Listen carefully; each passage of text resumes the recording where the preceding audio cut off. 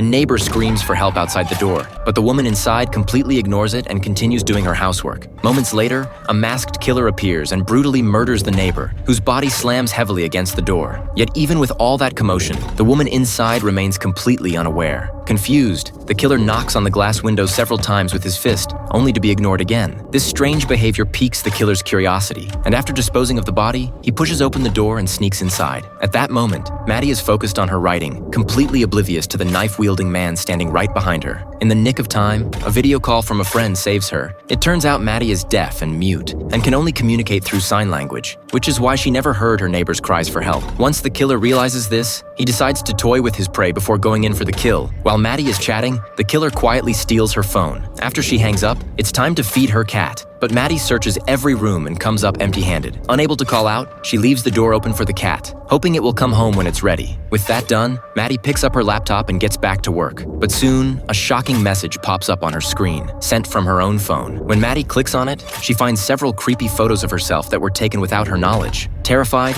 she immediately looks toward the front door and discovers the killer standing there with her phone, a smug look on his face as he watches her. Luckily, Maddie reacts quickly enough to rush forward and lock the door, narrowly avoiding disaster. The killer doesn't panic. Instead, he grabs his crossbow and starts looking for another way in. Without her phone, Maddie can only try calling the police through her computer, but the killer anticipates this and cuts the power to the house first, completely ruining her plan to get help. To make matters worse, he slashes her car tires one by one right in front of her, clearly intent on trapping his prey inside this house. Left with no choice, Maddie tries to communicate with him. She pulls out lipstick from her bag and writes a few lines on the glass, then uses her flashlight to successfully get the killer's attention. The message basically says, "I haven't seen your face. If you leave now, I promise I won't tell anyone about tonight." To her horror, the killer reads it, stands up, and deliberately removes his mask right in front of her. Obviously, by showing his face, he's making it clear he won't let Maddie survive the night. Of course, the killer isn't in a rush to get inside. He's waiting for his prey's psychological defenses to crumble, as that would make this game more entertaining.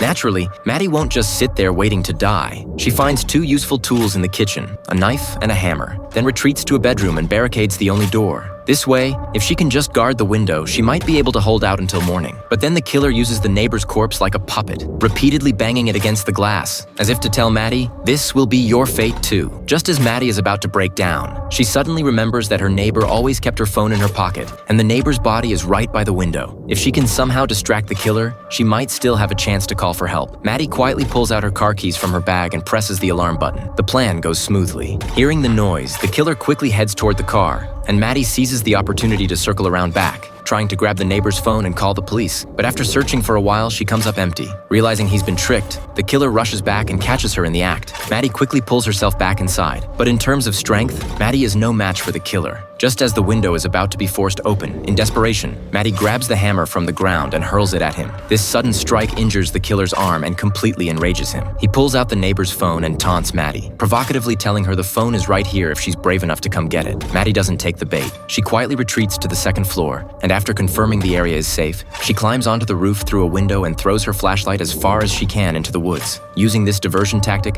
the killer is soon drawn to the distant light. Seeing her plan work, Maddie quickly gets up and runs in the opposite direction. But just as she carefully makes her way along the roof's edge to the ladder, a crossbow bolt strikes her thigh. The killer has realized the trick and doubled back. To survive, Maddie has no choice but to retrace her steps. Fortunately, Maddie's quick reflexes save her. Otherwise, that shot could have been fatal. Seeing no more movement on the roof, the killer begins climbing up the ladder, unaware that Maddie hasn't left at all. She's waiting for him to come up so she can deliver a lethal blow.